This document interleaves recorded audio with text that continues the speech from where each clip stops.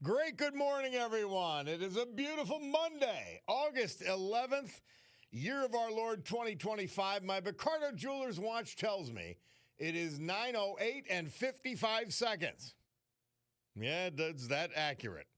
Broadcasting today from the United States of America. I could prove it because the world is beating a path to our door because of outstanding policies, America First policies. It's also the place where the brave, like the veterans we salute today, thanks to John Basiliga and his great companies, including Eastern Roofing Systems, Michael Drop, Vandling, Daniel Breck, Sawyersville, Richard Jones, Mountaintop, Thomas Knoll, Dunmore, Andrew Golick, Scranton, and James Jim Miles, Bloomsburg. The United States of America, founded with a certain knowledge and understanding by our incredible, irreplaceable, amazing founding fathers, that the government is not, shall not be, cannot be our parent, our guide, our direction, our salvation. Not any of these things, but is nothing more than the necessary evil we require to organize and protect society. The United States of America, the country where, for the first time in human history, freedom was declared to be an unalienable right granted to each individual by God. It was not something that could be parceled out to groups or controlled by government or government officials. Our great American Constitution ensures and codifies freedom of speech, freedom of religion, freedom of association, economic freedom, and freedom of the press, regardless of what they do with it. Now, armed with these freedoms, and it was messy, and it always will be, given the human condition, a ragtag bunch of immigrants, rejects, and their progeny created the richest, most powerful, most culturally diverse and accepting nation ever to grace our planet Earth.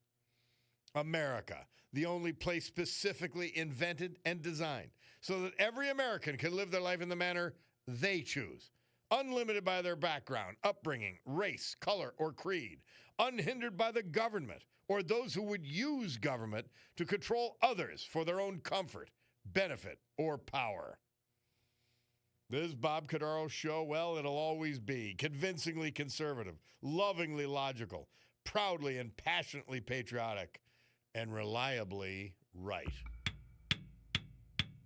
And so we gavel to order this meeting of the Club for Common Sense, promising all of you that we will provide, based on our commitment to common sense, a sanctuary of sanity in a world where an entire political party here in the United States, the Democrat Party, global leaders, and the entire establishment in all of our state, federal, and local governments has gone wacko. They're driven by only their interests, their goals, their agenda, not your interests. So you need the sanctuary of sanity. Believe me, we do. So Trump, he does this, and it's got to frustrate the establishment. It gives me some pause. He's going to a meeting with Vladimir Putin Friday in Alaska. And it's to his great credit, by the way. You would never have world leaders meet prior to Trump without a concrete deliverable already agreed to. If you remember, that was Zelensky sort of screwing Trump and the administration. But you remember that kerfuffle in the Oval Office. Well, they had a deal there, the minerals deal, and Zelensky wanted to back out of it. In this case, Trump's going all the way to Alaska, and so is Putin. And the subject, the primary subject, obviously, is the war with Ukraine. And Putin has not expressed any interest in stopping the fighting. So there's no concrete deliverable on the table. Neither the end of the war, the end of sanctions against Russia. We do have secondary sanctions going in place, and countries like India and even China have been warning Putin, hey, these are going to sting us because of, I hope they're saying, because of your stupid little war. And so now we're going to have a headache, which means we're going to stop dealing with you, and it's going to be your headache, not ours. I don't know how it's going to go, but Trump will do these things. He's got that supreme confidence in his ability to appeal to and convince the other side. Now, I am one of those who believes that if it wasn't in the political interest of the establishment and the Democrat Party, we should be allies, military allies, energy allies with Russia. Not enemy. And that should be the counterpose to China and its increasing influence. Russia should be with us. I think Trump believes the same thing. That doesn't mean we love Russia. It doesn't mean we trust Putin. But his interests are better aligned with us. And if the United States and Russia were together on an energy alliance, nobody could touch us.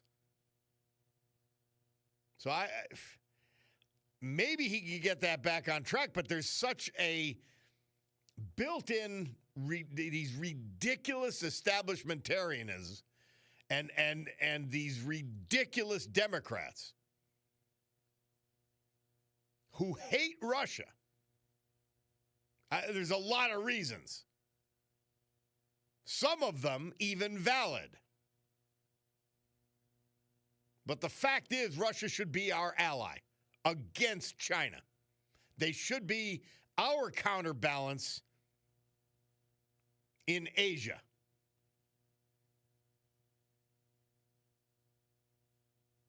But that has not been possible because of the idiocy of the establishment in the Democrat Party.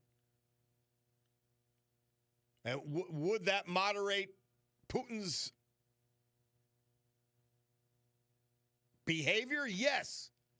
Maybe not internally, but that's none of our business.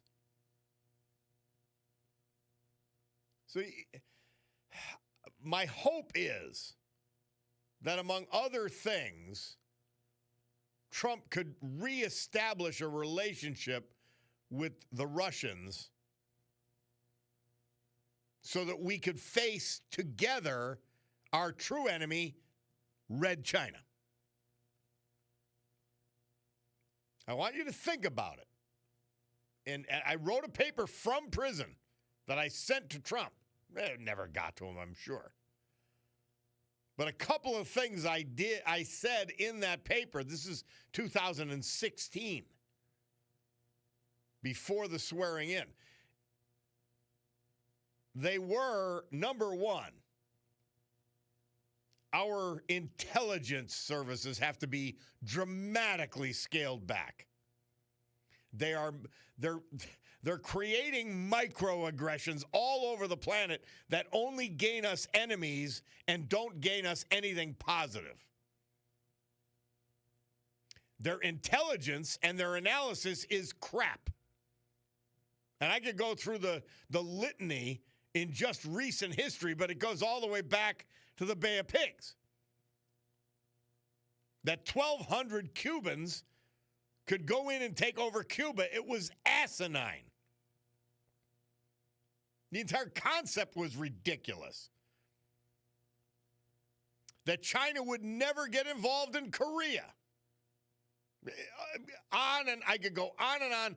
Most recent, they said, well, it'll be about 3 days before Russia rolls over Ukraine. How'd that prediction work out? So they suck at what they do. We spend hundreds of billions of dollars on it, and all we get is enemies in return. So Trump's got to go over there and remember Dunleavy, our Scranton guy, he's the host. He's the governor of Alaska. And Trump's got to go over there, and I hope he says, hey, Vladimir, we need to be strategically aligned militarily from an energy and economic standpoint. We would be unstoppable on the planet, and if you follow us, an unstoppable force for good on the planet, and then your little empire would be secure. That's the conversation that I hope and pray they have. We will see. But good for Donald Trump. He's going to take a shot. He's going to take a shot. We'll take a break and be back. It's the Bob Cordaro Show.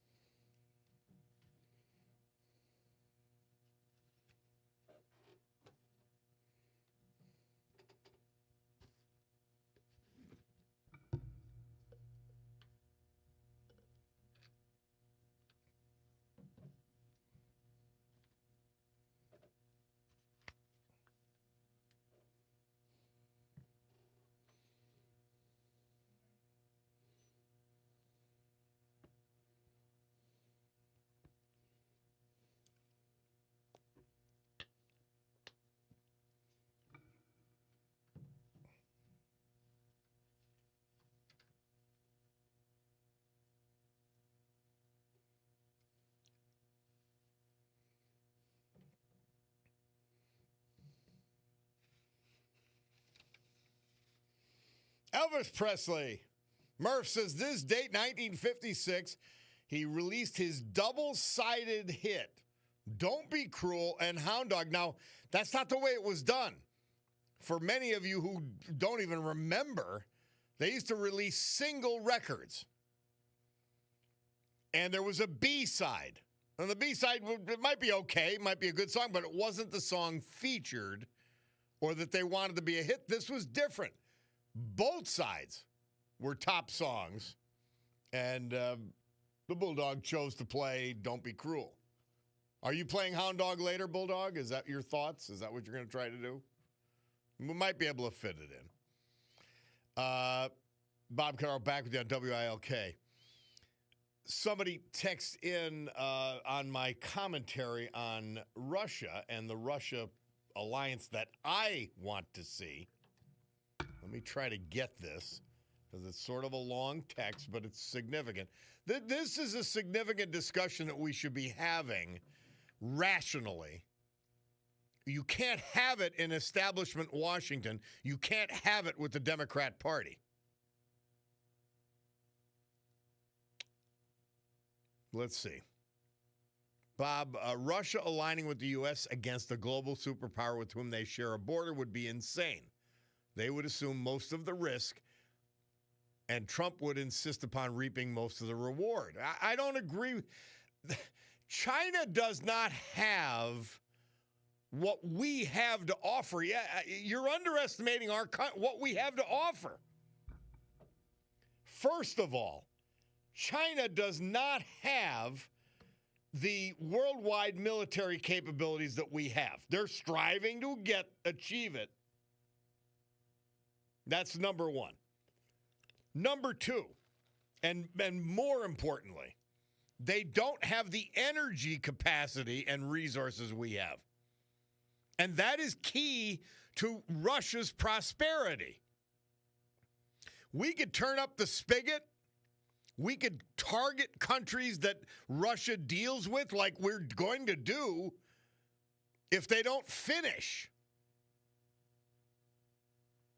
If they don't come back to our good graces. But you got to offer a carrot along with that. Russia knows that the United States can upend their economic apple cart, and China cannot. That's game, set, match. But we've got to offer something. And what we have to offer is full cooperation across the gamut, reestablishment of a friendship which was very brief post-communist Russia, but which could be had. They've got no link, and they've got actually historic rivalry and hatred with the Red Chinese. People don't remember. They've had border clashes for decades and decades with the Red Chinese. And by the way, the fact that they share a border with China that's the reason we need them.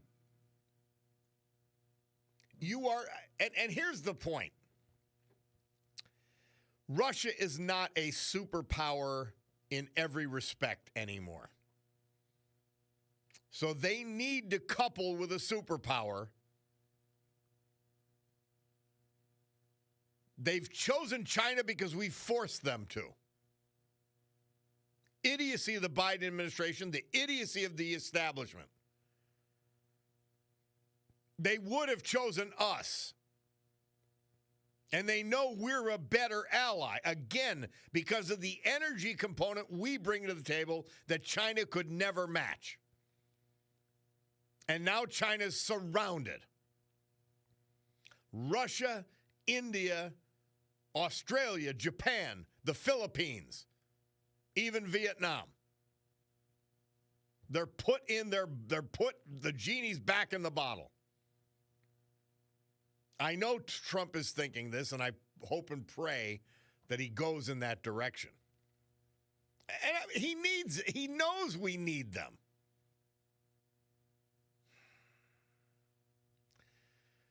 All right, somebody said, Bob, are Trump's proposed new census takers required to knock door to door verifying proof of citizenship?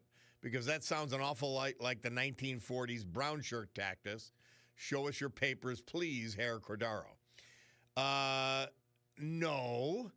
We're going to determine if you're a United States citizen. Please tell me, in what planet, other than the idiot planet that has been created by the establishment of the Democrat Party, that citizens aren't the people who are to be counted for census? What earth do you live on? Oh, no, we're going to count everybody that's here, even people that shouldn't be, even people that are going to get kicked out of the country. Are you out of your mind? Seriously. That's a legitimate question. Look in the mirror. If you think illegals, by the way, you want to count illegals separately, but not counting towards the census, not counting towards districting and proportionment and reapportionment? Fine. I mean, you can count them all you want. Trump wants the census to be Americans counted. Oh, my God. What a novel idea. How novel. How crazy. Oh, Lord. Unbelievable. All right. We got to take a break. I look up at my watch. And by the way, as I look at my Ricardo Jewelers watch, I think about the Hot Cars Cool Watches this Saturday at Ricardo's, Jefferson Avenue, Spruce Street in Scranton, right off the expressway, caddy corner of the Radisson Hotel. Hot Cars Cool Watches this Saturday, 10 to 5. We'll take a break and be back.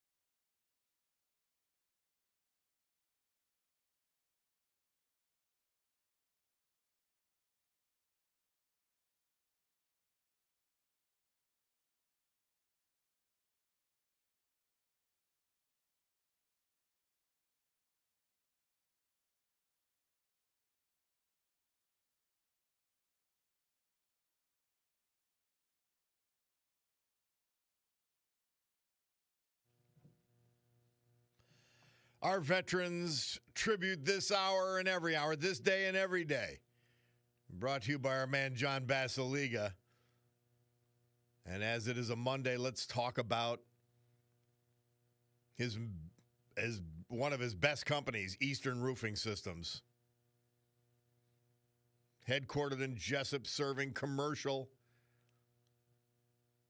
accounts across the eastern seaboard, but they bring that expertise here to Northeast Pennsylvania for your home, for your small business. Eastern Roofing Systems. Michael Drop, Vandling. He died August 3rd. He's survived by his beloved wife, the former Kathleen Kane. Michael was born in Carbondale, a member of the Ascension Paris, a veteran of the United States Air Force. Mike was also a member of the Simpson VFW and the Forest City American Legion. He loved hunting and fishing and had that rarest of talents. He played the accordion. In addition to his wife, he survived by his 3 children, Patrick, Catherine, and Michael Drop, 2 grandchildren, and his sister, nieces, and nephews. Preceded in death by his brothers, Frankie Drop, John Cookie Drop, and Joseph Chappie Drop, as well as his sister, Marianne Gliha. Michael Drop. Daniel Breck. He was 93. He also died August 3rd. He was from Sawyersville. He was surrounded by his family and passed away in the comfort of his home. His beloved wife of 58 years was the late Alice Sienkiewicz Breck, who passed away in 2014.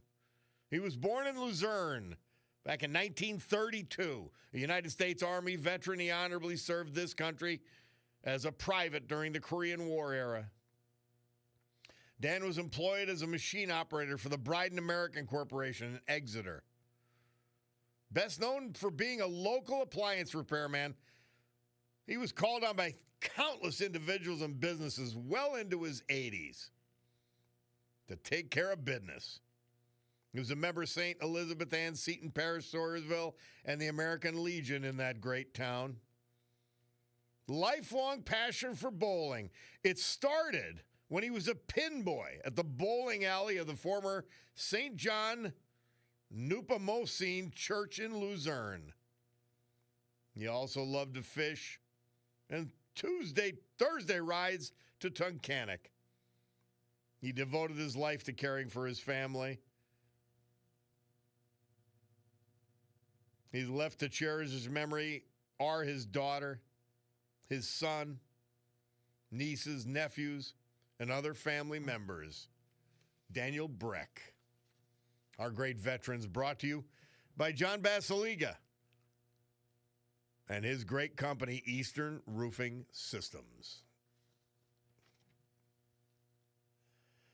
Meteorologist Joe Snedeker today, mostly sunny, high 88. Tonight, clear skies, 65.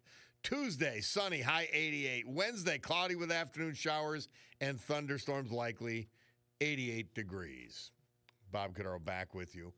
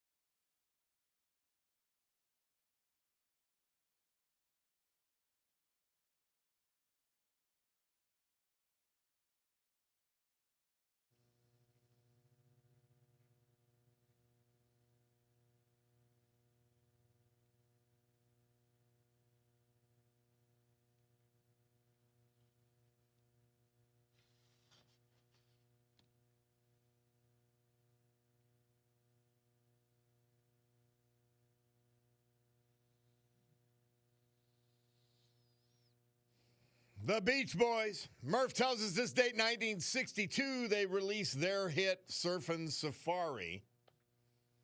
Hey, one of the things I forgot to mention, the marketplace is Steamtown. That's part of J. Bass Realty, John Bassaliga Realty. And they're starting. We had Kristen Powers on last week. And they're doing pop-up markets starting this Saturday. And it's going to be a miniature version of, well, and John intends it to be, a miniature version of the Reading markets. And if you're ever there in downtown Philly, you'll get it. All kinds of food vendors, all kinds of product vendors. And that's starting, and we're excited about it. It'll be a big deal. You'll have people coming from all over the region to check this out when it gets going. So we want to make sure we support it. Somebody texts in, Democrats are comparing ICE agents to the Gestapo, taking Anne Frank. And one of your Democrat texters proves my point even more. Trying to compare Trump's census workers just counting Americans in the census as Hitler's brown shirts. You have to be insane. Yes, you do, Tom. Tom from Dallas. It's pure insanity. Somebody takes in, good morning and greetings, Bob, ALTS. ALTS, back at you. Over the weekend, I watched a 1960 episode of Bonanza. That episode had Little Joe telling Mexican youth, you need to go to the authorities to get you released from your keepers. The boy's response was, I can't, I'm illegal. Even in 1960, they recognized borders. Yeah, quaint. Although one of the funniest thing I ever heard, you guys know the movie Tin Men? It's one of the most underrated movies of all time. Bulldog, I'm sure, did not see it. But it was about aluminum siding salesman in the 60s, early 60s. And it's just fabulous. And they have a back and forth about Bonanza that is beyond hilarious. And every time, excuse me, every time I think of Bonanza, I think of that little back and forth at the diner in Tin Men. So, but yeah, guys, ourselves and Russia, and somebody brings this up, because it goes beyond just our energy, the energy factor. Culturally, and my brother's married to a Russian national, a former Russian national. She's American. She's an Americanized citizen. And he goes over there. He's been over there a number of times. He said, it's like going into 1950s United States. Because they go, I think it's 500-600 miles east of Moscow. Maybe even more. Basically, what you would call middle America, middle Russia. He said it is clean. It is crime-free. It's not overly prosperous, but you wouldn't be able to tell they've got pride. People dress normally. But it reminded him of the 1950s America. And I said to myself, well, that's because they are like us. And we should be allied with them. And I actually don't even know that these must be the pro-China lobby, the Democrat Party and the establishment. They're all pro-China. Give China what they want. Blah, blah, blah. Well, they don't want us allied with Russia because China doesn't want us allied with Russia. So all their lapdogs in the United States, whether their universities getting hundreds of millions of dollars from the Red Chinese, whether they're doing hundreds of millions of dollars of consulting work and trade with the Red Chinese, Joe Biden himself was supported between the vice presidency and the presidency by the Red Chinese at the University of Pennsylvania. They own so many people.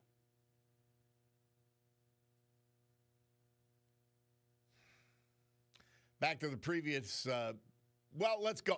No, I'm going to break because I want to talk about this census again, and a number of you do too, including the trolls. Jake from Scranton on the movie Tin Man. I love it. Hysterical. How are you? Oh, good, Bob. Movie is hysterical. One of the best I still ever. I still like to see it whenever it's on. And that whole conversation about Bonanza just absolutely kills me. And Jake, what do they say? They say, he says, well, how do you have this? He says, you got three men. He goes, they're all grown men. They don't look alike. Well, he said, how's this for luck? A 50-year-old father with three 40-year-old sons, and all their mothers died at childbirth. I love movie that. just. And what's great about it is the fact that not too many people have seen it. You can actually start these conversations with people who know Bonanza, and they'll just laugh hysterically like you're funny. Yeah, exactly. Okay. A must watch. And if you remember the end of the movie, they were thinking about starting to sell Volkswagens. Yep. Did you ever see the movie with Joe Piscopo and Danny DeVito where they're in the mafia? Oh, one of the best. And I can't remember what the the name heck of it. Is it That called? was another funny Might one. be called Yeah. Wise Guys. That's what it is. Yeah. That's it. Wise Guys. Funny as heck. It has a But great thanks, surprise ending. Another outstanding movie. But tremendously underrated. Yeah. Yep. See you, Bob. We're on the same page, Jake. Thanks, man. Oh, Lord. Somebody said, you said that the census takers are only going to count U.S. citizens. How are they going to differentiate if not by asking for proof of citizenship? I don't know. However they do it. I'm not in charge of the census. But you don't have to even ask people. You don't have to ask for papers. I know I don't have a citizenship paper. I've got a driver's license. I have a Social Security card floating around somewhere. I have a birth certificate. But see, these are all records that are available. When I had to get my birth certificate for my CDL license in prison, I had to go to Harrisburg. They actually had to take me to Harrisburg to get my birth certificate. And so they're available, and then you could do the counting there, and then you verify physically. See, the people don't understand. This is my understanding of the census. I've got a limited understanding, admittedly. Public records are the primary source for them counting, and then they verify by physically going places so they don't miss people that maybe don't have records wherever they keep them. But Pennsylvania has all the birth certificates under record. There's your citizens. Who's died, who hasn't. Take the people who died off, and you've got most people. Now you go physically verify. But remember, the census, and this is the other part about it people don't misunderstand. They're going out to gather a lot more information, like how many of Americans live in single-family dwellings? How many people is the average household? Like, where do you think these statistics come from? The physical on-site isn't about citizenship. It's about how we live, because that's a significant part of the census and the valuable information it provides. All right. Bacardo Watch says 950.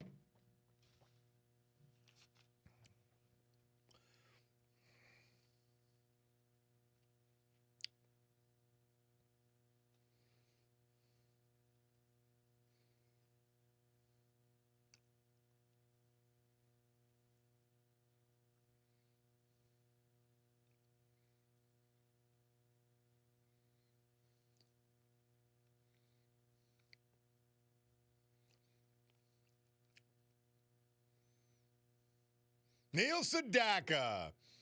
Murph tells us this date, 1962.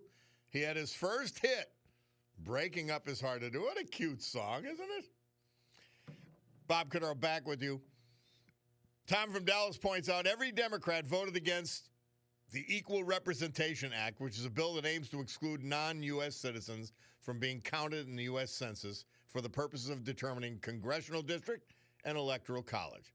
They are evil and know what they are doing. And you, by the way, it's provable. This is how they've turned logic on its head on everything. Oh, we're going to have the United States Census. All right. Oh, let's count non-U.S. residents. Well, by that logic, there are tens of millions of travelers in this country at any one time, whether they're working or vacationing or visiting, whatever. Why don't we count them too? Let's count everybody. It's insane. Absolutely insane. And the trolls and the Democrats, it's just crazy. They are crazy people. There's no valid reason to count them. And I've never heard a valid reason to count non-U.S. citizens in the United States Census. It's nuts. Now, on a related subject, somebody texted, and I talked to friends this weekend who are very upset that a longtime restaurant owner in Moscow was deported. How do I defend that? Here's how. To ask any one of them, and I'm assuming they're American citizens, if you don't pay your taxes for a decade, all right, this guy did not bother to become a naturalized citizen for about that period of time. He's doing well. He's doing business. He never wanted to become a citizen. He never made the effort. Try not paying your taxes as an American citizen. What happens to you? You will go to jail. You will be taken out of the community, just as he was. Why isn't the question go back to asking him, why didn't you do what you were supposed to do to stay in this country? Like, whose fault is that? Everything is not done because it feels good. So you have to say to your friends, hey, what if you guys don't pay your real estate taxes? They'll take your house from you.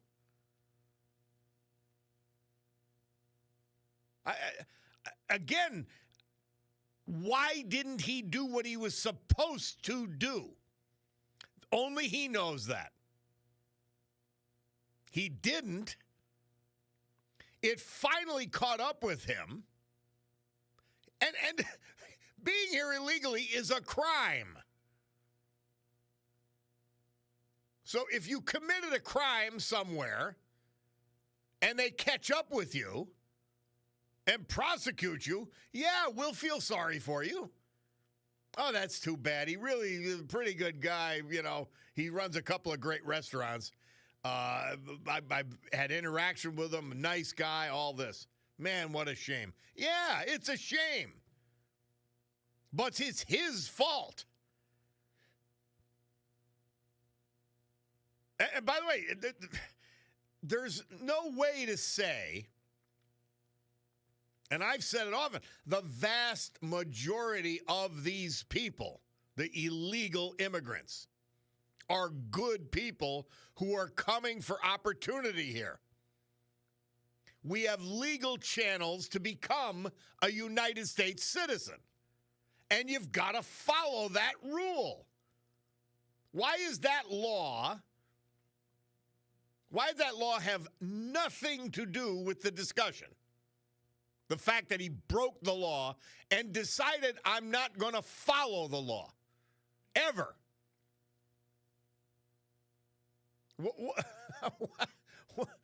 I don't really understand the other side.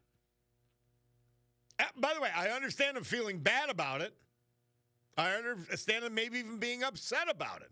Oh, what a shame. But their next question would be, why didn't he do what he was supposed to do? Don't blame the government. He broke the law. It took a while. He got caught. I don't understand it.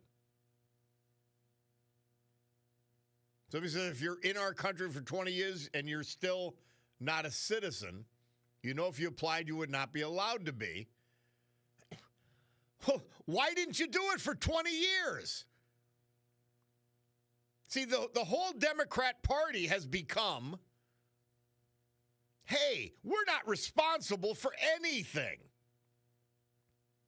You can get pregnant and you still and then not take the day after pill, not have an abortion in the first 3 months, and you can have an abortion anytime you want and save yourself from your own actions and consequences of your actions. That's not the way it's supposed to be. You're responsible for what you do and the consequences thereof. It's not that hard. All right. We got John Perillo on the other side. And as I look at my Picardo Jewelers watch, it's 10:03. Hey, hot cars, cool watches this Saturday at Picardo's, Jefferson Avenue, Spruce Street in Scranton. We'll take a break and be back.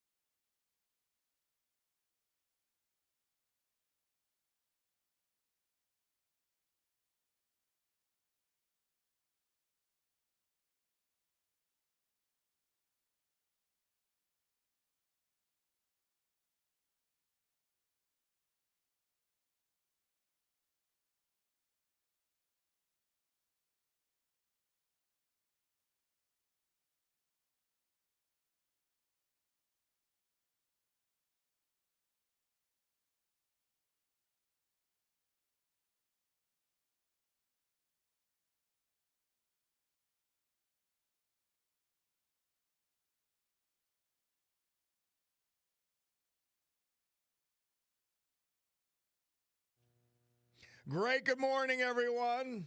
My Picardo Jewelers watch tells me it's 10:11 and change here in the great Northeast this beautiful Monday, August 11th, 2025. This is the Bob Cordaro Show, and I am he, and it's a big day to fight for America, defend our values. And with the help of John Basiliga and his great Eastern Roofing Systems and the new pop-up markets happening starting this Saturday at the marketplace at Steamtown. We honor veterans we've lost this year, but get to celebrate today thanks to John, like Daniel Breck, Sawyersville, Michael Drop, Vandling, Richard Jones, Mountaintop, Thomas Knoll, Dunmore, Andrew Golick, Scranton, and Jim Miles, Bloomsburg. So with history, our great founding fathers, and the incomparable Constitution of the United States of America as our guides, let us continue today's battle. Gaveling back to order this meeting of the Club for Common Sense, promising you a sanctuary of sanity amidst lunacy. I've still got one of the trolls arguing with me about, listen, I want you to listen to this. And we're going to get to John Prillo momentarily. People with invalid immigration status already do not receive Social Security. Well, that's not accurate. Doge uncovered and that the Biden administration gave 2.5 million Social Security numbers to illegal aliens. Once you have the Social Security number and you retire or become disabled, you get Social Security benefits. Also pointing out they're not covered by Medicare or Medicaid. What part of the big mediocre bill did you not understand that there were almost 3 million illegal aliens receiving Medicare and Medicaid? Do not vote. They've proven illegals are voting. And you can't just say these things. They're lies. They are lies. They did vote. And when you give them driver's license, then they have the right to go and the ability to go and register to vote. And they've proved that illegal aliens were voting. They already proved it. It's insane. Here's how they continue. You need to know accurate numbers of how many people live in an affected area in the case of a calamity. If everyone isn't counted, do the lives of people with invalid status not count in needing help? We're going to know they're there. We're going to know they are there.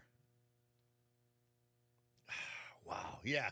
They're not going to get emergency services. They're not going to have an ambulance. What are you kidding? Stop! Stop being stupid, please. You're being intentionally stupid to support idiocy.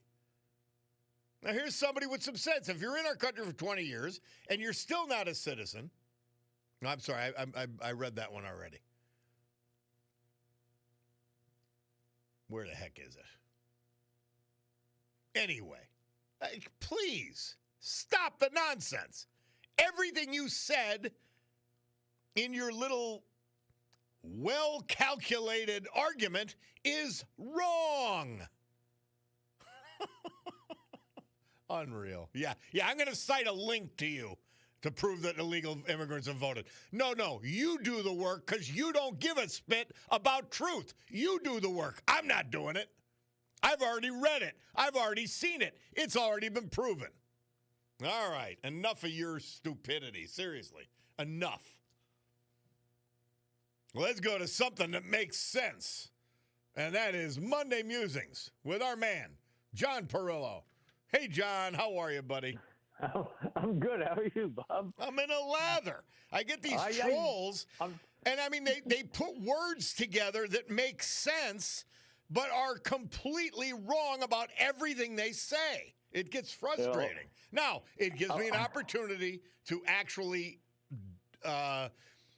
disaggregate their arguments, but it's still frustrating that someone wants to be stupid. I don't know why. What's interesting is I want to look at a historical example of what Bob's talking about today. And this weekend, or last week rather, we passed the 100th anniversary of the Scopes monkey trial. And I wanted to go back and look at that and the larger, quote, war on science claim that that particular event is proof of how religion was then and is now somehow anti-science. And it's interesting, this, for those who might not be familiar with the story, in July of 1925, there was a high school teacher named John Scopes who was put on trial in Tennessee for teaching Darwin's theory of evolution, the shorthand of which was that man evolved from monkeys, and from that we get the phrase monkey trial. And the trial was famous as a symbol of the, quote, battle, if you will, between science and rationality on one hand and religion and superstition on the other hand. And Tennessee was being upheld as, an example of how backwards the rural South was intellectually, especially in the face of the theory of evolution. And I say battle in quotes because a rational mind can easily hold the validity of both religion and science being true at the same time. But that's getting ahead of myself on a topic for another time. But there was an article by a guy named John LeConte who talked about the rest of the story. And I wanted to dig into that a bit because, as always, just like Bob's past argument just now, there's far more to the history than you're getting from the cartoon version that we hear today and that you've been taught in school. And because it's Bob's show, you won't be surprised if I tell you that the one lesson that we hear from the trial today is, of course, the wrong one.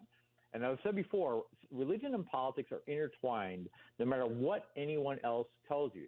So there was an article in the New York Times where historian Michael Kazin described the trial on this anniversary as, quote, a monumentous clash between modern science and traditional Christianity. And then in the Chronicle of Higher Education, there was a writer there who described the anniversary of the trial as, quote, the conflict between politics and academic freedom, unquote. And both of those writers want to claim the Scopes trial as being on their side, when, of course, it's not that simple. And in the trial, we had attorney Clarence Darrow for defending Mr. Scopes, and for the prosecution, William Jennings Bryan, according to the modern telling of the story, defending superstition and belief. And what you don't hear about, and what the New York Times and the Chronicle for Education both failed to mention at all, was that this wasn't just a battle between belief and science. It was a battle about belief and eugenics. And it was the Darwinian biology that was being used to defend that belief. And the book that Mr. Scopes was teaching in Tennessee was not some generic biology textbook. It was a book written by a guy named William Hunter, and it was called A Civic Biology. And it was written in 1914. It's available on Amazon, by the way, if you want to fact check me. And the book used Darwin's theory of evolution as a reason to support eugenics. And Mr. Hunter believed that there were families that produced, and I'll quote him here, quote, feeble-minded and, quote, criminal persons, end quote, who should not be permitted to reproduce. And here's a quote from the Science that the New York Times and the Chronicle of Higher Education were both defending this past week. Quote, just as certain animals or plants become parasitic on other plants or animals, these families have become parasitic on society. Largely for them, the poorhouse and asylum exist. If such people were lower animals, we would probably kill them off to prevent them from spreading, end quote, right? That's the science the science he's describing there is eugenics. So the book that the Times and the Chronicle are defending reinforce things like racism, white supremacy, contempt for the weak and those who are disabled, and of course, science being pure. Our author, Mr. Hunter, has a solution. In his book, he says we need more insane asylums, far more restrictive marriage laws, and the sterilization of those whose genes need to be removed from the population. And at the risk of picking on this particular text, right, Darwin himself had also thought about eugenics as a way to prevent the then current state of affairs where, to quote him, quote, the weak members of civilized societies propagate their kind, end quote. Darwin wrote also in his book, The Descent of Man, which was published in 1871, of the breeding of weak humans, quote, no one who has attended the breeding of domestic animals will doubt that this must be highly injurious to the race of man, end quote. And it was another scientist, an anthropologist named Francis Galton, who was writing at the same time, who came up with the word eugenics, and he was openly stating that the techniques we use to breed healthier animals should be applied to humans. and therefore we could scientifically eliminate those who were, in his words, degenerates, imbeciles, or the feeble-minded. Now, as Bob has told you, I live on a ranch, and culling is our word for it out here, where you prevent the weak or less productive animals from passing their genes along.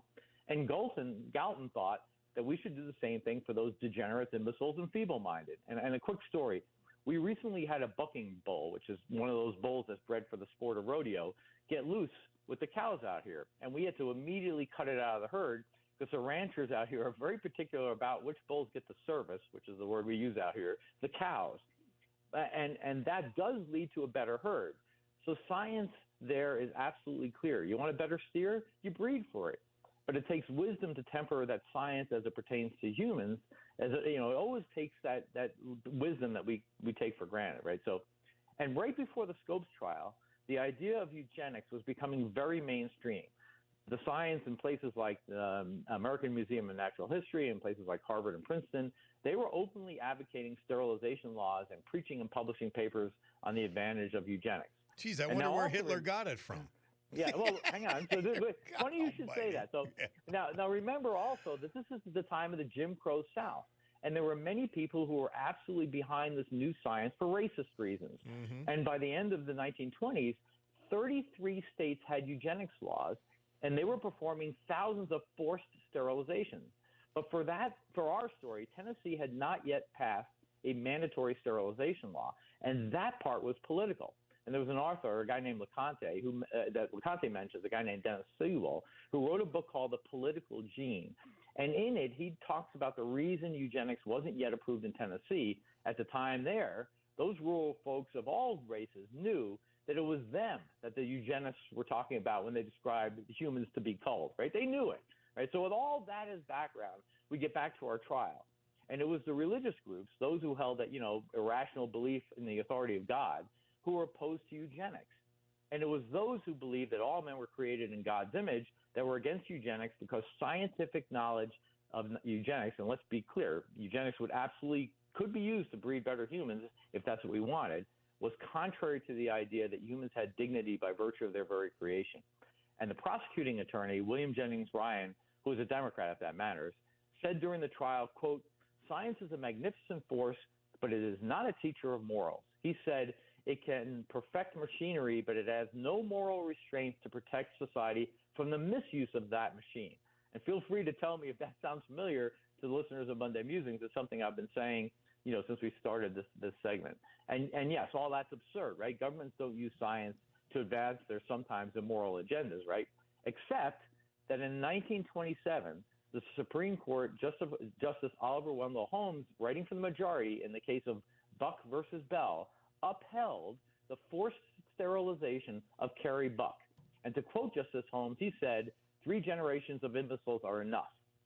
So yes, the Scopes trials are old, and yes, they pitted science against religion. And today we have people saying about the trial, about the understanding of religion, which again is different than the teaching of religion, that once we allow even the mention of religion in schools, the science is being attacked, and we're talking about creationism. And that was precisely what was being said in Tennessee at the time of the trial. So what the people of Tennessee objected to back then, and what I object to today, is not the teaching of science. It's the teaching of barbarism. And we see some of that today, right? Science is a tool. We've talked about that. And we use science in order to make informed decisions. But the decisions themselves have to come from wisdom. And if we truly want to breed better humans, we certainly have the scientific knowledge to do so, right? We could do it mostly in labs with humans participating only as donors and surrogates. And that happens all the time with performance horses. And if you saw the breeding bull out here on the ranch, all 2,500 pounds of him and about 20 inches between his eyes, you would know exactly what I'm talking about. We certainly know how to do that, right? But the far more important question that we need to answer instead is, should we do it? And if you think I'm making too much about this, remember that the Scopes trial was in 1925.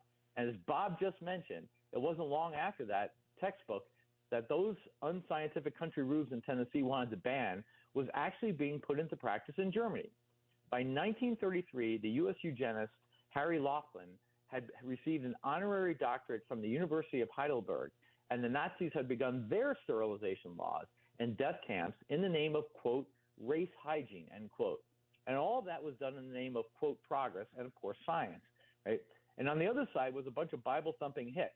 And to quote Brian from the trial, quote, if civilization is to be saved from the wreckage threatened by intelligence not consecrated by love, it must be saved by the moral code of the meek and lowly Nazarene, end quote. And in the end, the Rubes won, us country Rubes won that particular battle against science without understanding. And we avoided, at least here in the U.S., one of the most horrific scientific concepts ever created by man. So every time you hear about this or that amazing scientific advancement, please think back to the Scopes trial about those yahoos in Tennessee. And it's possible to be both pro-science and exceedingly skeptical of man's ability to use it wisely. You know, it's not just possible, it's critical. And you can count me among the Rubes of Tennessee if you want. Right? But again, on the 100th anniversary of that trial, you know, again, as Bob keeps saying, and you know, and we just had the discussion around, it is possible to genetic, you know, to try to make a change in humans, but that doesn't mean we should do it, right? So keep thinking back to Scopes and get the rest of that story out there, so maybe you can understand why I have some skepticism about that. And they'll always tell you that they can make these decisions, whoever they are, and they're always wrong. So I'm happy. I'm happy to hit this subject. It tells you where government will eventually lead you. It's just inevitable in human nature. Bigger the government, the more of this will happen. And Bob, I don't know, do you have 2 minutes for a Jim Lovell story, or do you want to save that for another time? No, quickly, sneak it in. So, but your 2 minutes better be 2 minutes, that's all. I'll make it 2 minutes. So Jim Lovell, the commander of Apollo 13. Oh, yeah, that's the one. I wanted to hear it. And I had the great honor of meeting Jim Lovell, Captain Lovell, and I was escorting him to a meeting, and I had met him for lunch. You know, I met him at the airport. I took him to lunch and then to this meeting. And at lunch, you know, because I'm a dork, I had prepared a bunch of questions about his flight into space and what had happened, blah, blah, blah, blah. And we sit down to lunch, and Jim Lovell turns to me, and the first thing he asks is where I met my wife. And I said, well, I met her when I was at the Naval Academy, and he was a Naval Academy grad.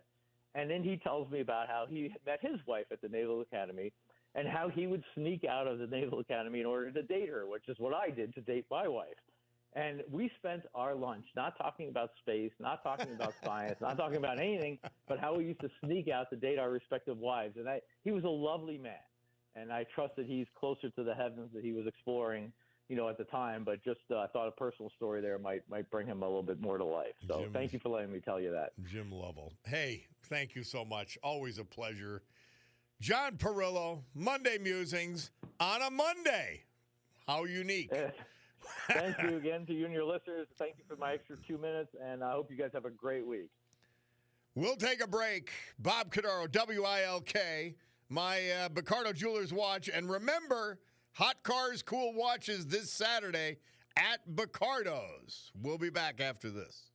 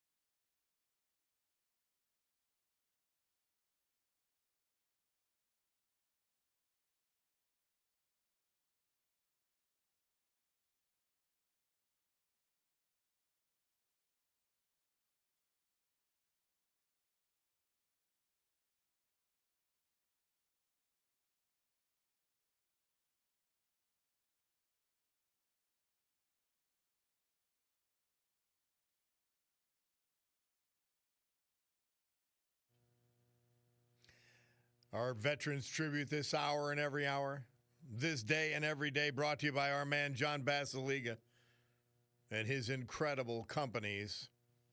Hey, the marketplace at Steamtown, starting this Saturday. Over 20 vendors selling wares, live music, drinks, restaurants, all of that. The pop-up markets at Marketplace at Steamtown this Saturday. Richard Jones. He died July 18th. He was 78 years old. He was from Mountaintop. He's survived by his wife, Antoinette, daughter, grandchildren, great-grandchildren, and many other family members. He was preceded in death tragically by his daughter, Jennifer Jones Bullman. After high school, he served this country in the Army as an MP. He had a successful career with SmithKline Beecham. He lived a rich, full life, traveling and providing for his family. Richard James Jones. Thomas Knoll, I knew this man. I smile in his obit, and you smiled looking at him. Thomas Knoll of Dunmore. He died July 20th. He was born in Dunmore. Prior to retirement, he was employed as an electrician by Chamberlain Manufacturing in Scranton, now General Dynamics. He graduated from Dunmore High School back in the day, and he served his country right after that, 1957 to 1959, including an overseas deployment in Italy. He was a skilled craftsman and natural storyteller. He found joy in shaping wood into art, and he shared these carvings with friends and family. Tom lived for a good round of golf and a lively gathering, always the last to leave, ensuring the laughter lingered just a little longer. A lifelong football enthusiast, including the Dunmore Bucks. He was preceded in death by his wife Shirley and daughter Valerie, and leaves behind a legacy of love and warmth. He's survived by his son, Tom Jr. of California, and his daughter, 4 grandchildren, 1 great-granddaughter. Also survived by his girlfriend, Jolyn Lesniak. Thomas Knoll. Our great veterans, brought to you by John Basiliga and the Marketplace at Steamtown. Pop-up markets starting Saturday. 20 vendors, live music, drinks, restaurants, and you could stop at any of the great stores. Check out his great workout club, and you could go see the sharks at the aquarium. It's a full day. This Saturday it all starts. Our veterans, brought to you by John and his great companies. Meteorologist Joe Snedeker tells us today mostly sunny, 88 degrees. Tonight, clear skies, low 65. Tuesday, sunny, high 88. Wednesday, cloudy with afternoon showers and thunderstorms likely, 88 degrees again.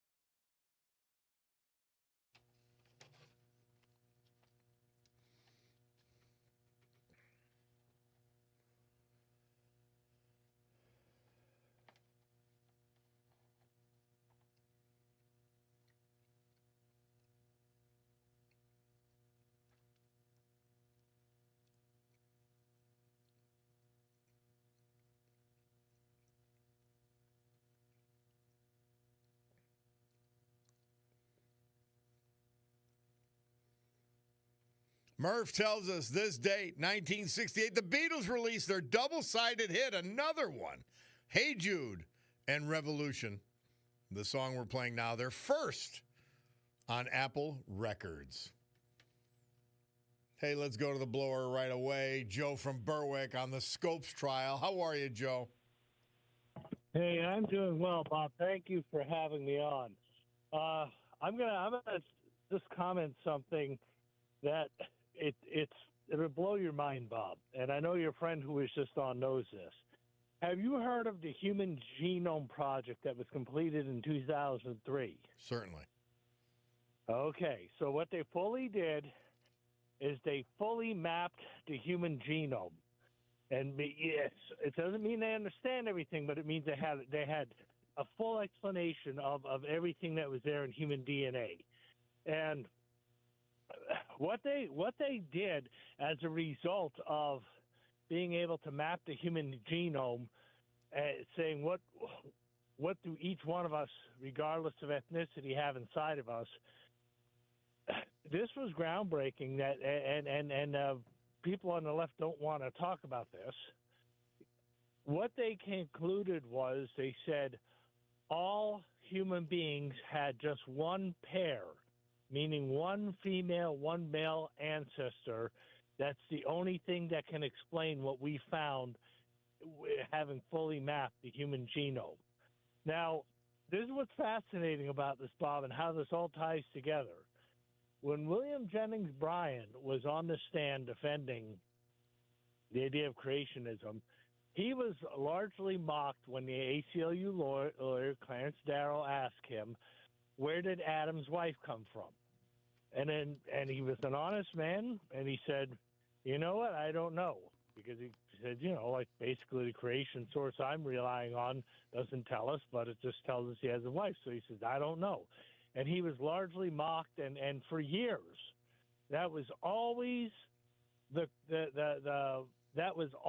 case that they thought was open and shut, and they would just throw that in your face and say, see what an ignoramus you are. We all know that human beings couldn't have come from just one common ancestor because it would have been impossible to breed because they would have been cousins, sisters, whatever. And they always wanted to, that was the open and shut with them. Well, here, Mr. Darwin did not have any kind of understanding of genetics. He couldn't have. And now as we have a full understanding of the human genome, church leaders came out and they said, wow, this would be big news if church people hadn't compromised all this time and felt they needed to apologize every time this came up. They suddenly come out and said, guess what? All human beings have a common ancestor. Why is that important? Well, because, Bob, when you and I were in school, the monkey theory of ethnicity was what they call race, but it's actually ethnicity. They all remember those little charts they used to have? The Asian man came from the Peking man. The black man came from the Javan man. That was rooted in the idea that different races evolved differently, and the white race evolved further than anyone else, and therefore we were superior. That was the entire stated rationale behind evolution of humans from monkeys. And Joe, no one ever explained, and I don't know this, but I know no one ever explained the jump from primates, from monkeys to humans. No one ever explained it. They just assumed it. They just assumed it. You're right. And they did not have a full and complete understanding of genetics in the manner which they do now, which shows it's impossible to add genetic information through evolution, because that's what it would have to do. It would have to add information that's not there. Now, here's the other interesting thing, Bob, they found out, and this is just a little aside, but now that they understand how genetics works, the reason it wouldn't have been impossible for Adam and Eve to have children that could procreate with each other is because when we procreate now and we have these faults in our genetic makeup, and those faults find each other when we're breeding too close, they find each other and they create the mutation, which, by the way, doesn't create a new creature. It's usually harmful. That being said, if human beings were created perfect without any faults, the faults wouldn't have been there, and that kind of close interbreeding would have been possible. That's what modern understanding of genetics tells us. It's amazing the details that they leave out and how science doesn't prove their point. It actually disputes it. Well, the left they are nothing but science deniers, period. That's what they are. Joe, thank you, my man. Appreciate it. We'll take this break. Bob Cordaro, WILK. Somebody points out this, and I'm happy that they did. Think about eugenics, and then think about the loss of those precious souls with Down syndrome. Yep, exactly. Bingo. We'll be back.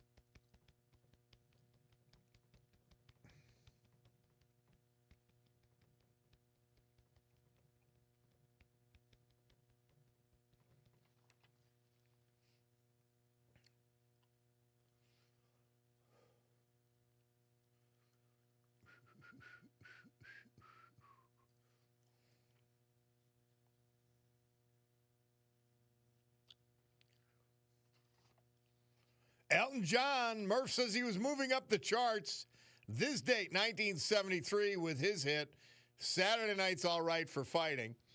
And 1965, the rioting and looting in Los Angeles. 34 lives lost, millions and millions in property damage, even by that day's valuations. And fascinating that black leaders like Martin Luther King stepping up and decrying the violence. Now they praise it. The so-called disgusting leadership that you have the left-wing lunatic Democrats and the horrendous African-American leadership, left-wing African-American leadership, saying, oh, my God, it's justified. The funny part is, in 1965, there was structural racism. There was a two-tiered society in many, many places.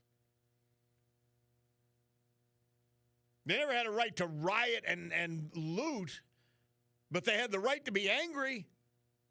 Now they don't, and they just make it up. And obviously, I'm not talking about just African Americans. I'm talking about everybody who protests. They protest based on lies.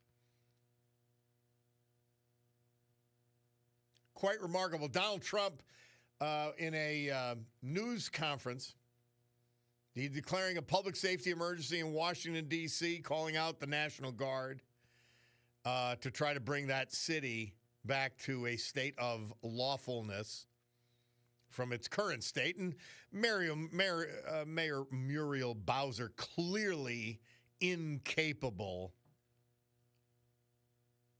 of shutting down crime. And Trump, he's gonna give the template for these big cities to stamp out violent crime.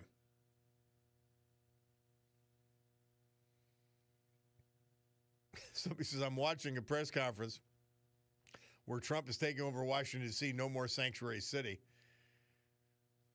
He's going to pave the pothole-ridden streets, too. Can he take over Scranton? I wish he could. I truly wish he could. We have a mayor, but I ran into Gene Barrett, our candidate for mayor in Scranton. Saturday night, we had a nice conversation. He's the right guy at the right time. We have an alternative to Mayor Many Names, to Pothole Page. We do. The only thing good about the potholes in front of my house is that the drivers have to slow down dramatically or their cars will be destroyed. Yeah, so in any event, Donald Trump with D.C., I fully support it. Hey, Mike, we got about a minute, my man. Fire away. Mike, are you there? All right, well, I had him holding for quite a while, so my apologies to Mike. Yeah, it's really crazy. So one of the trolls continues to carry on about now, here's the funny part. Every article he cites, and I'm familiar with a lot of the literature on this, admits that illegal aliens are on the voting rolls and have voted. They were proven to be on the voting rolls in Ohio, Massachusetts, and Virginia. Now, please tell me how you know, or whoever did these studies did not know or did know how many illegals voted. And a question for you. Why did New York City try to have illegals vote? Non-citizen voting. Why is that a Democrat initiative? Well, the short version is they suck. And they need uneducated people to vote for them, to hang on, people that they subsidize to vote for them because normal people might overthrow them. The most you will find in the literature about illegals voting, they say, well, it's rare. Okay. Well, if I'm the rare murder victim, how does that working out for me? Please tell me. Oh, same troll. Violent crime in Washington, D.C. is at a 30-year low, according to the Department of Justice. Number one, these are self-reporting. Do you understand how this works? No, you don't. The Department of Justice, which, by the way, itself had left out many crimes and many crime categories in its reporting. Please remember that. It's self-reporting by the people who can't stop crime, who can't solve crime. That's who's telling the Department of Justice and the FBI what the statistics are. Are you trying to say that Washington, D.C. is safe? Would you take your family into sections of Washington, D.C. and walk around? Simple question. I know the answer. Stop it. Seriously. Well, why do you hang on to lies? I don't understand these people. They hang on to a philosophy and policies that are based on lies. It's remarkable. It's scary. Please, for your own sake, stop the madness. Well, my Picardo Jewelers watch, and remember, they don't just sell Picardo watches, they sell Breitling, Oris, Longines, Michelle, Shinola, Luminox, Swiss Army, and Seiko. All of those watches will be featured this Saturday, 10 to 5. Hot cars, cool watches is what it's called, at Picardo's, Jefferson Avenue, Spruce Street, Scranton, the watch store. Well, they tell me it's 11:03. We'll be back.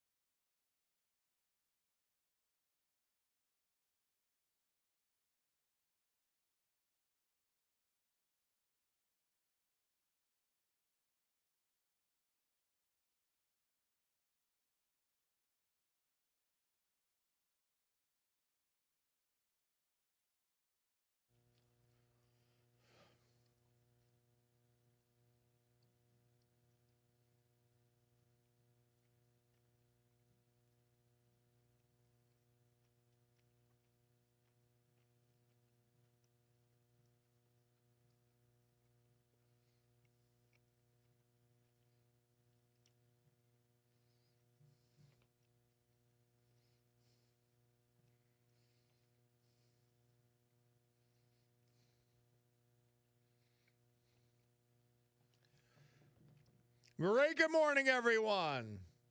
It is 11:11 and change on my Picardo Jewelers watch on a beautiful Monday, August 11th, 2025. This is the Bob Cordaro Show. I am he. And it's a big day to fight for America, defend our values, and with the help of our man, John Basiliga, to honor the brave who have made and kept us free. People like veterans we've lost this year, but celebrate today thanks to John and his great marketplace at Steamtown.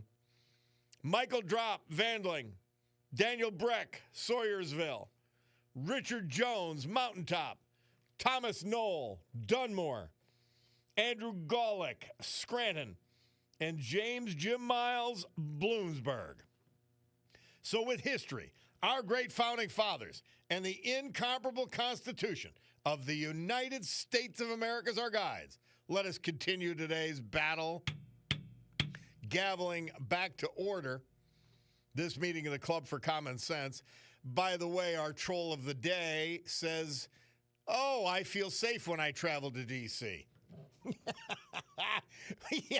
yeah, okay. Do you go to Deanwood in the Northeast? Would you bring children there? Do you go to Brentwood in the Northeast? Do you go to Anacostia? Now, this is reported crime, by the way. Deanwood in Washington, D.C. 20.3 violent crimes per 1,000 residents. Do you... Really? It's so safe. A 30-year low. Everything's great. You're liars. Brentwood, 13.1 per 1,000. Oh, let's go play Russian roulette in Washington, D.C. And it just goes on and on, and you just say, what are you arguing for? Oh, there was only one illegal alien. And by the way, he's getting sentenced today. You won't see it on any of your media. Who killed the mother of 5.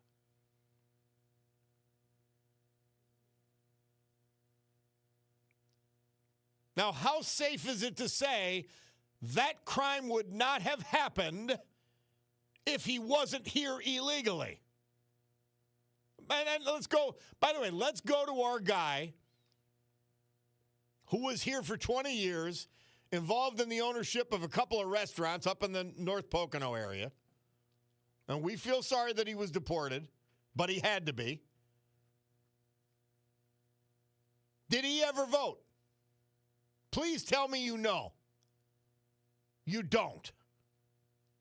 So please, stop these silly, specious arguments. Why do you do this? For what reason? It mystifies me. To protect a political party? I don't know. It's baffling to me. You believe that the border, by the way, I guarantee you were making the argument that the border couldn't be addressed without legislation. I guarantee it.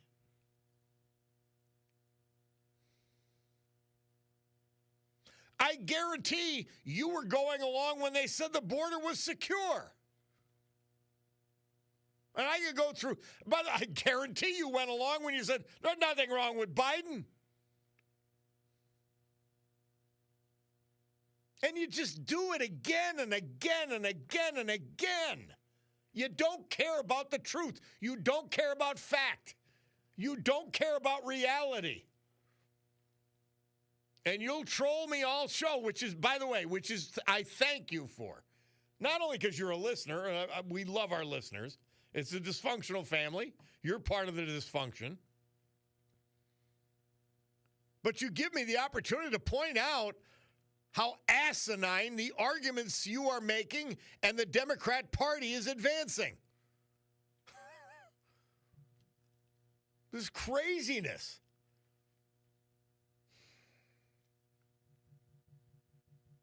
But it baffles me that you just insist on continuing with this nonsense. Just had a roving gang of teenagers. They were attacking a woman in her car. One of the Doge guys, young kid, goes over to try to help her, and he gets the snot beat out of him. What are you trying to tell me? Why do you do this? Oh, by the way, thank you for this. Don't forget that the crime statistics are down in many, many cities because of left-wing lunatic district attorneys who are reducing the crime level and the violence level of crimes before they report them because they don't want to prosecute criminals. Thank you for that. Thank you so much for that. They lower their own crime rates to justify their existence. That's what I was talking about on these statistics. Yeah, Washington, D.C. safer. Yeah, let's see. Let's see you walk your granddaughter in Deanwood.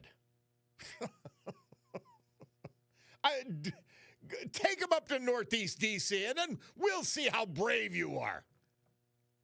It's insane. I'll find you a place in New York City. Let's see how brave you are then with your kids on the line, your family on the line, someone you love on the line. But see, you don't care about others. It's disgusting. And they hold to these lies.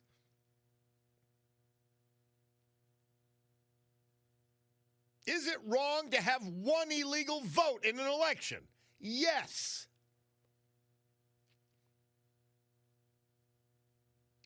Who makes the definition of rare, that it's rare that illegals vote? Well, if you've got motor voter laws and you give illegal aliens driver's licenses, which is what the Democrats do, that's their back-end way around this, they're automatically registered to vote, and they can vote. We've got 40 million illegal aliens in this country, at least. There's the 20 million Biden let in, and there's as many as 30 or more million already here before that. Quite incredible. And they just keep making these stupid arguments. And there's no crime in Philadelphia, where the district attorney not only will not prosecute it, he won't report it. Because it justifies the lies he tells to be reelected district attorney in that city. And it's in St. Louis, that's in New York, in at least 4 of the 5 boroughs. It's in Boston. It's in L.A. Well, less now, thank God. San Francisco, Chicago. Please stop the nonsense. All right, bunch of callers. So let me take this break. Bob Cordaro, WILK, will return with the callers after this.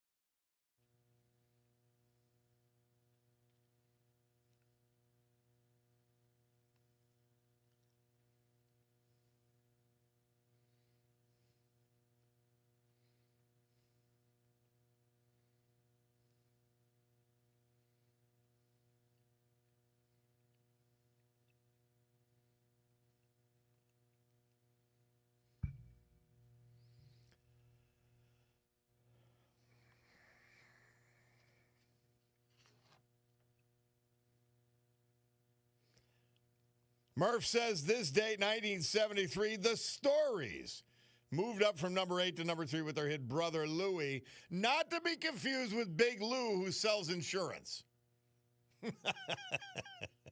Bob Cordaro back on the eponymous program, and Mitt Romney, that was in 2012, announcing Representative Paul Ryan as the next president of the United States.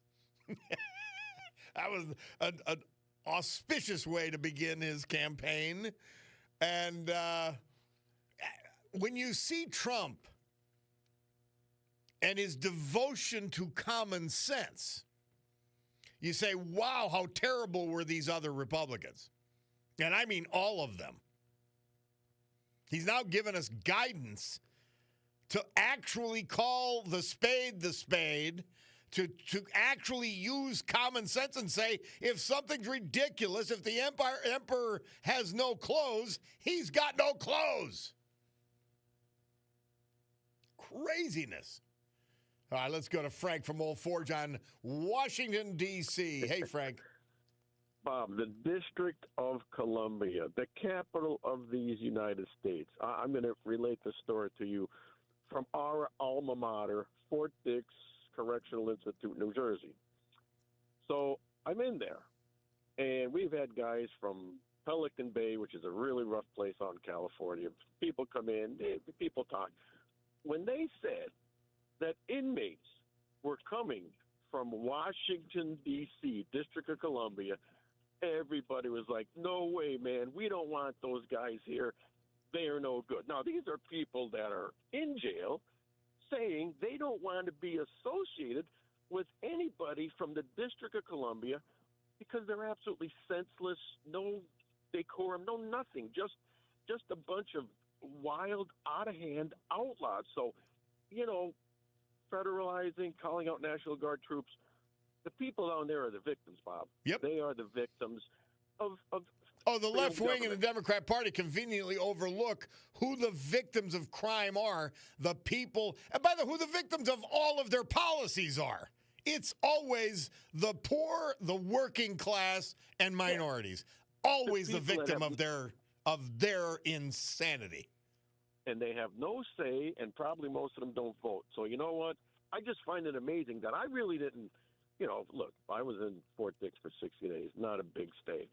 But I didn't know anything until really and those inmates that came there, they were only in there for 48, 72 hours, and they got rid of them. They pushed them right out of Fort Dix. So D.C., we don't know how bad it is. Well, let me tell you about the D.C. prison from people that I knew, because a lot of I was with the B-more guys, the Baltimore guys a lot. They would tell you the Washington, D.C. prison where the many of the J6ers were sent and incarcerated. They ran the prison, and they let the guards know that they knew where their families were. Yeah.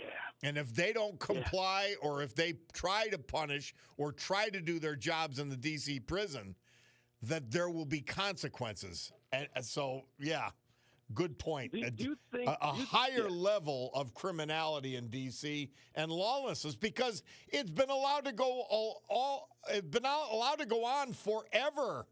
It's never been put in check until Donald Trump today. Exactly. That's why I commend him. He's taken action. Yep. You think Beijing and Moscow would allow this stupidity? This is pure stupidity on the part of Americans in our government. Well, they have their own version of stupidity. Allow this. They have their own version of stupidity because the government's always right over there. At least we can question our government. But the Democrat and establishment ideology, which has merged, is just lunacy. Frank, thank you, my man. Pleasure, man. You're welcome, Bob. Luciano in Luzerne County. Hi, Luciano. Thank you, Bob, for taking my call. And what I'm saying is going to be very disturbing, but I'm going to say it anyway. You haven't disturbed me yet, Luciano, just so you know. Well, you haven't heard me often enough. But let me just tell you these 5 cities that have something in common. Philadelphia, New York City, Baltimore, Maryland, Camden, New Jersey, and Boston, Massachusetts. They're all heavily minority, black, African Americans. And why the hell didn't the media say it was a hate crime and when these one white woman, one white man was attacked by 8 black people in Cincinnati, Ohio 3 weeks ago? Why hasn't that been, and the cowardly mayor, why didn't he say anything about it? That was a hate crime, brother. Well, I've got to tell I don't you. want to put it up. Go ahead, please.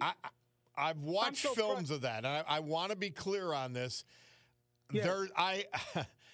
There was no excuse for the continued beating, but the beginning of the fight is murky, okay? You've got to admit that if you've seen all the films, and I've made sure I watched them. But it was because they were white that it happened. Understood. And one last comment. Thank you for taking my call. That Gualamanteca, that's what they're called in Guatemala. I speak Spanish very well. Thank you. And that lady said was she's from Baltimore, Maryland, and her parents are undocumented migrants. Her father and mother are undocumented. What do you think about that, Bob? You talking about that Guatemalan congressman who says, yes, I love right. Guatemala and I hate America? That one? That's right. Yes, that's correct. Her parents are Piece undocumented. Yes, I agree. Yep. Thank you, Bob. All right, man. You. Always a pleasure. I look at my Bicardo Jewelers watch, as I have to during the program, and it is always accurate. It tells me it's 11:31 and change. So we've got to take a break, listen to our great sponsors, and support them. We'll come back with the Veterans Tribute, the weather, and then you. We've got some people on the hold we want to get to.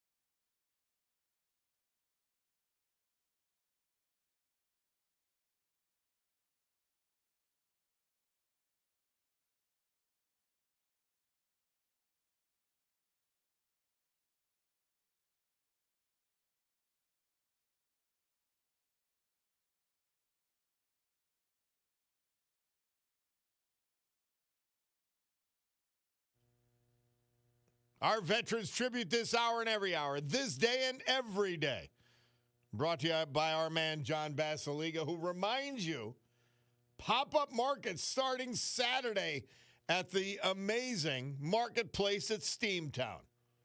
20 vendors, live music, drinks, restaurants on site, and much more. You got to check the place out.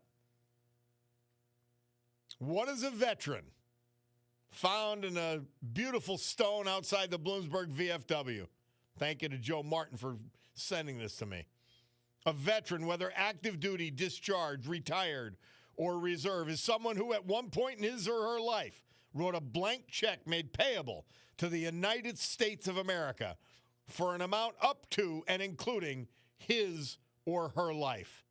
That is honor, and there are way too many people in this country today who no longer understand that important fact. Andrew Golick, who's 79, he was from Scranton. He passed July 23rd at his home, surrounded by his loved ones. He was a graduate of the great Scranton Technical High School, the owner of Golick Plumbing and Heating. He was an Army veteran, proudly serving as an MP in country in Vietnam. Longtime parishioner of the Immaculate Conception Church, rarely without a cup of coffee in hand. He coached Little League, Scoutmaster of Troop 42. He was an avid dancer. How about that? While his family acknowledged it's impossible to distill a lifetime of action into so few words, but the enormity of his positive impact passed through life is certain. And he's survived by 5 children, 10 grandchildren, and other family members. Andrew Golick. James Jim Miles, Bloomsburg, avid outdoorsman, dancer, loved to travel. He passed away July 29th. Born in Kingston, he was a graduate of Myers High School in Wilkes-Barre. Upon graduating, he proudly served this country for 20 years, becoming Master Sergeant in the United States Air Force. He retired at the young age of 38 and began a second career serving us as a lieutenant for the Pennsylvania Department of Corrections. He lived an adventurous life and was an outdoorsman. In his younger years, he got his pilot's license, and he used to take people on trips, including his family. Jim was an extremely loving and devoted husband, father, and grandfather. Surviving, his beloved wife, Joyce Craig Miles, with whom he celebrated 66 years of marriage recently. He's also survived by 2 children, 4 grandchildren. He was also blessed to have 6 great-grandchildren. Jim himself was the oldest of 8. Jim Miles. Our great veterans this hour brought to you by John Basiliga, who reminds you, the marketplace at Steamtown will have a pop-up market. Think Reading, miniature Reading Terminal in Philly, starting this Saturday. Do it, baby. Meteorologist Joe Snedeker tells us today mostly sunny, high of 88, 81 degrees outside the studios right now. Tonight, clear skies, low 65. Tuesday, sunny, high 88. Wednesday, cloudy with afternoon showers and thunderstorms, likely 88 degrees.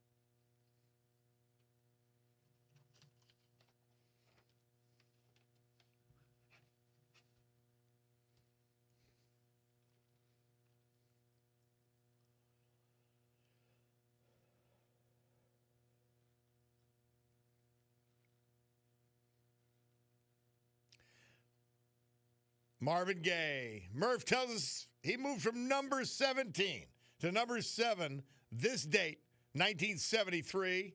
Let's get it on.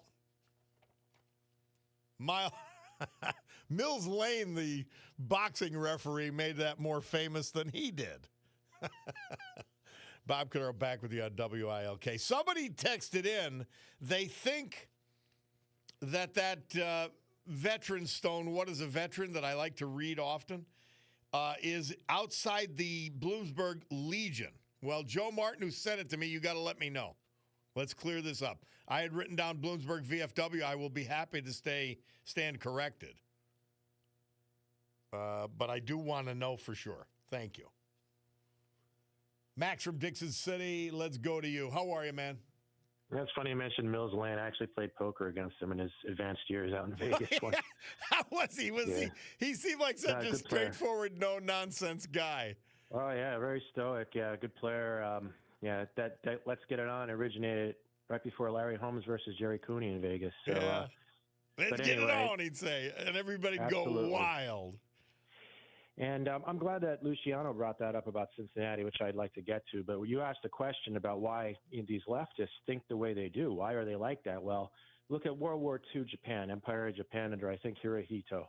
Those people were so indoctrinated. They wouldn't give up. They wouldn't, surrender. We actually had to drop 2 bombs on them they were to surrender, and they still wouldn't even surrender.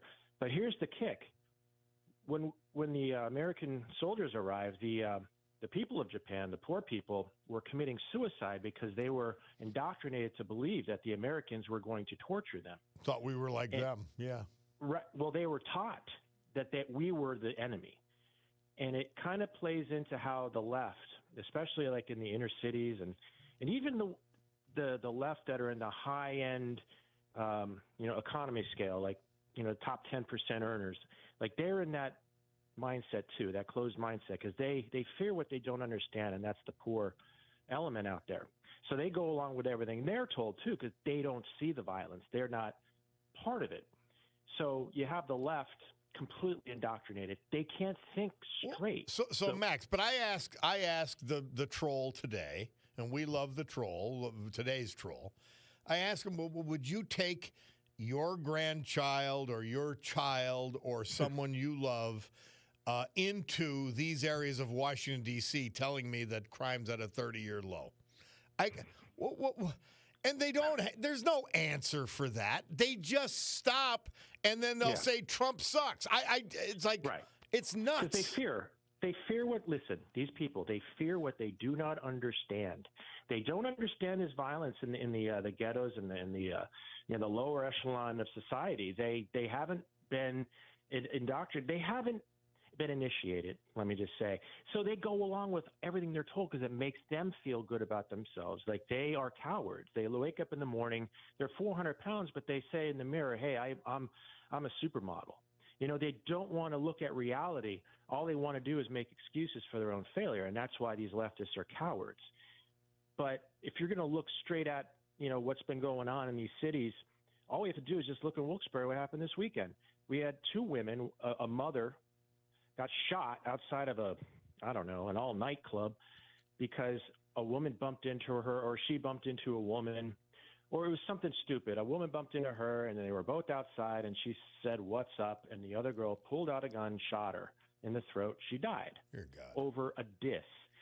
And what we saw in Cincinnati, what we saw with Carmelo Anthony stabbing the 17-year-old Austin Metcalf in the heart over being told, you can't sit here, it's not your tent.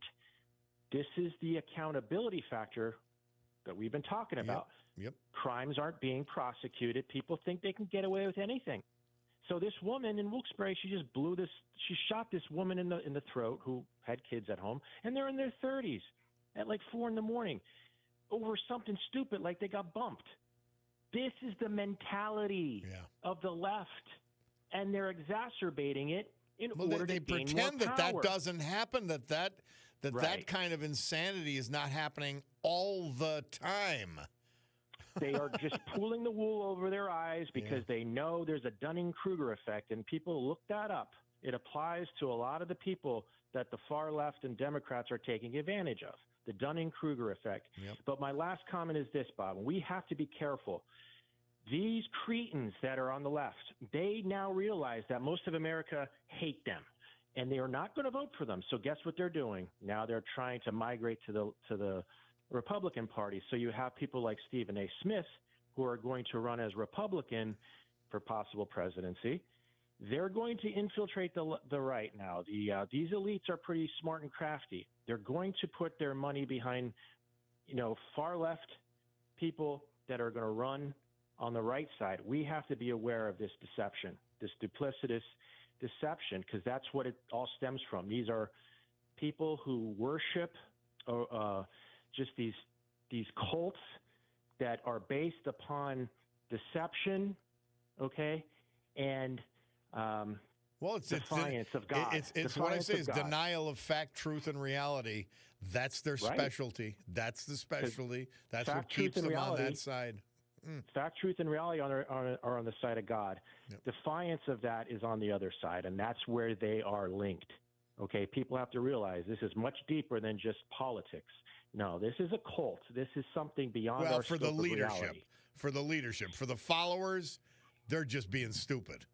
Well, they're pawns. They don't. It's like the people of Japan. They didn't realize what was going on. They thought the Americans were there to kill them, and it's the same thing here. But Max, it's hard to wake them up. We got to go, my man. You made good points, though, always. Thank you, my friend. Thank you. All right. We'll take this break. Bob Cordaro, WILK. We'll return.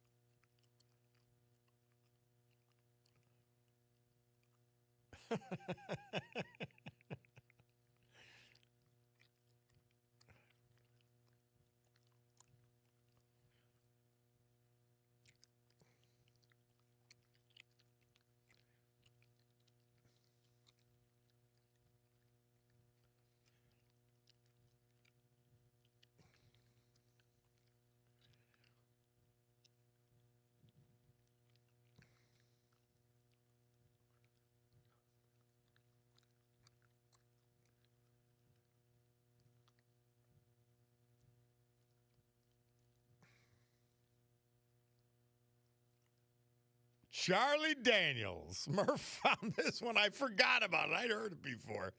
August 11th, 1973, moving to the top 10 charts at number 9 with his hit Uneasy Rider. And we're going to finish with Ray Charles, America the Beautiful. He sang it this date, 1992, at the opening of the Mall of America in Minneapolis, Minnesota, when that city and that state were part of America. We'll let him sing it. Final mention, of our veterans, brought to you by our man John Basiliga, reminding you, pop-up markets, our own little version of Reading Market here in Scranton at the Marketplace of Steamtown, starting Saturday. And you could just walk across the street, basically, and get to Picardo's. Hot Wheels, cool watches. Same day. Same downtown. Thomas Knoll, Dunmore. Richard Jones, Mountaintop. Daniel Breck, Sawyersville. Michael Drop, Vandling. Andrew Golick, Scranton. And Jim Miles, Bloomsburg. Great being with you guys. Unlike a lot of people, I look forward to Mondays, being back with you, hanging with you. I enjoy it. Troll, I can't finish answering your questions, but you obviously don't listen. Guys, have a great afternoon. Sue Henry Show next. Rob O'Donnell Show after that, God willing. I'll be with you tomorrow morning, 9 o'clock. We'll do it all again. We'll continue the battle, continue the fight, continue the war. But for now, because my Picardo Jewelers watch tells me it's 11:59 and 50 seconds, we'll gavel to a close this meeting of the Club for Common Sense. Have a great afternoon. Adios.